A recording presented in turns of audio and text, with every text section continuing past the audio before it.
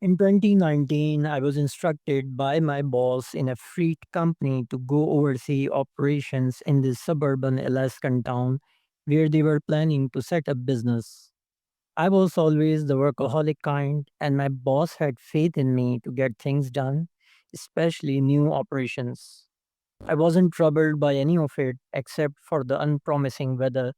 There had recently been cyclones in or nearby Juneau, so it was a risky endeavor.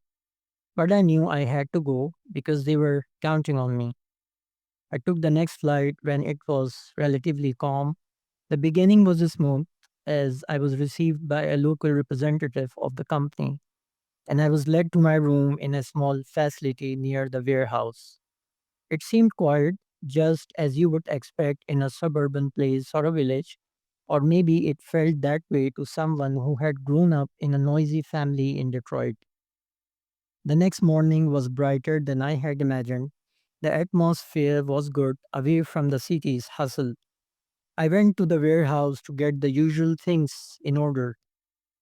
By the afternoon, my apartment went unusually quiet, and by the evening, it started to feel as if everybody around me had died. No human, no animal, just dead quiet. This followed an uneasy, eerie vibe. I spent that evening trying to brush it off and keep myself busy in work. Things had been set up, and I had to follow hour by hour details with the freight company. One night I was back from a lengthy meeting when I heard what felt like nails scratching on my bedroom window. Not only it was distracting, but whatever it was, it felt really angry.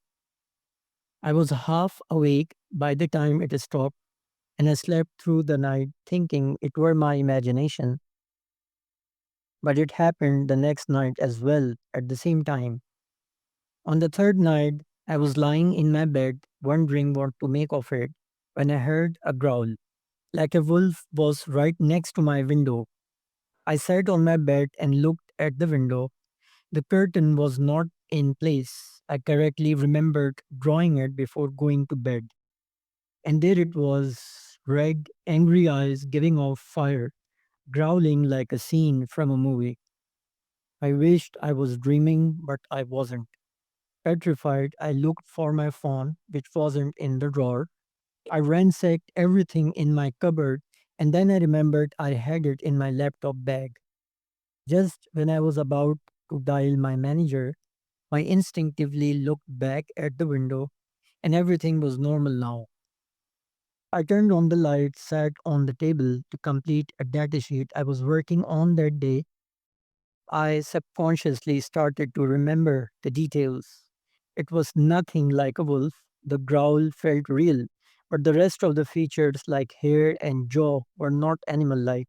They were human. Just rethinking the entire thing gave me chills. I was never grown up to be a coward, and I feel ashamed at this, but I have to confess that I moved back to my town the next day. Luckily, the freight operation had started, but even if it didn't, I had no plans to go back to a place where none of the other staff was willing to go.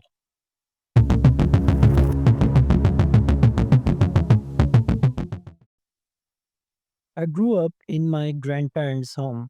I was a typical girl in my teenage, quirky, fun loving, and full of life. I would always be ready to go out for party and adventure, something that led me straight to trouble. My grandpa was quite an adventurous guy, the typical cowboy, and he had a thing for ghost hunting. He would always be inquisitive about haunted places and investigate them with his buddies for actual paranormal stuff. One day he asked me if I wanted to go to an abandoned house by the hillside where he wanted to probe an unusual sighting. I agreed instantly. We went there with our things packed, and two of his friends accompanied us in a jeep. We arrived there in the early evening, or so it seemed, because that place was surrounded by trees and bushes. The house was itself medieval style, and one wouldn't think being there, let alone staying the night. But we did. because my grandpa thought the actual sighting could occur at night time. We began our preparations and we decided to set up a small camp outside because the inside was a mess. The house seemed like it had remained abandoned for ages. My grandpa was to sleep inside to record any out of the ordinary experience. We had a nice dinner and laugh, and finally it was time to sleep. I couldn't sleep much of the night, partly because I was anticipating something to happen. It went dark, completely dark, except for a flashlight and two lanterns that we had brought with us. I heard nothing from Grandpa the entire night, but the silence felt uneasy, like really uneasy. I looked at his friends and they were already asleep. Then I fell asleep too. Sometime around 5 a.m., when there was hardly light, my grandpa came running, waking us all up and telling us to pack up and leave the place ASAP. He was frightened and disheveled and could hardly speak. I had not seen him this frightened during any investigation before. We hardly packed up and left. He didn't talk on the way. Upon reaching home, he crashed on his bed like he hadn't slept in days. The next day, when he was back to being himself, he told me he was lying on a makeshift bed in one of the rooms when he was awakened by something brushing against his back. He thought it was one of his friends trying to do a prank on him. Then he happened to touch whatever it was, and a sense of dread took over him. It was a rugged thing like a dead animal, but it was too large, bigger than a bear or any other known animal in the area. Then he happened to touch what felt like a claw. My grandpa said what happened next was purely out of adrenaline. He somehow jumped from the bed and sprinted outside. He said he doesn't know how he found his way out from an unfamiliar place in darkness, but he did. He momentarily shivered as he talked about the beast, the last time he ever spoke about it or went to a haunted place like that.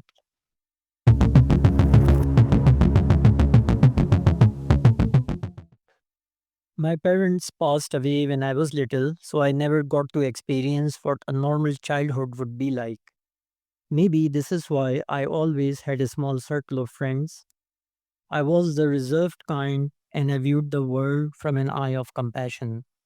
In the summer of 1994, my aunt invited me and my sister to come live with her during our vacation to San Jose. She lived alone with a house help to take care of her things and run the errands. We were quite happy to get her invite because we were so bored of the same routine. We swiftly packed up our things and left. I always loved how the villagers along the way to my aunt's home looked. Dense trees, little cabins, and farmers working in the field.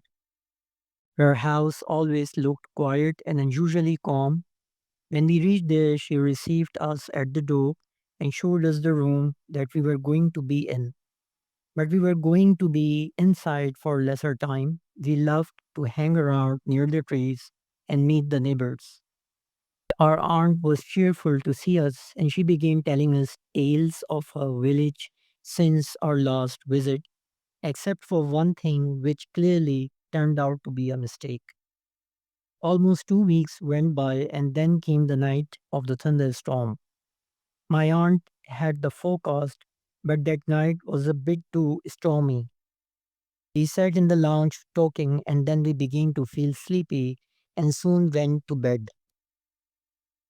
I remembered waking up to something strange, like someone being in the room who wasn't supposed to be there. I opened my eyes and took a sigh. It was my aunt's teen house help, Jessie, rocking her chair like she always would. But she had her eyes glued on me and she wasn't blinking. I thought to myself, she's probably too tired from all the chores. My aunt had no other house help. I kept thinking about it until I went to sleep again. When I woke up, the room was lit from sunlight and the chair was still rocking like in a slow mo.